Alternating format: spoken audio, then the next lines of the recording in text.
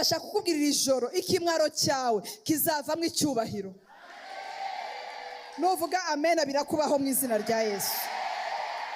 Bimubwire cyane uti ikimwaro kirarangirana n'iri joro. Imana igirangiza ikimwaro, abantu bagashaka trace z'ikimwaro byarangiye.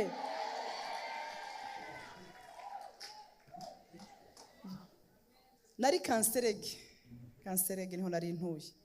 Nibature yo muri ADPR mu kanserege yabaga iri mu cyumba iwanjye neza mu cyumba cyacu. Washaka gusenga utasenga nibature yagusangaga aho ngaho.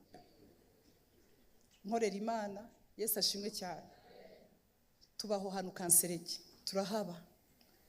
Turaguza ku mabutike kanserege. Ndashaka kubwira umuntu uri hano ufite ibise by'ubuzima, Imana yantabaye muri kanserege ibasha kugutabara.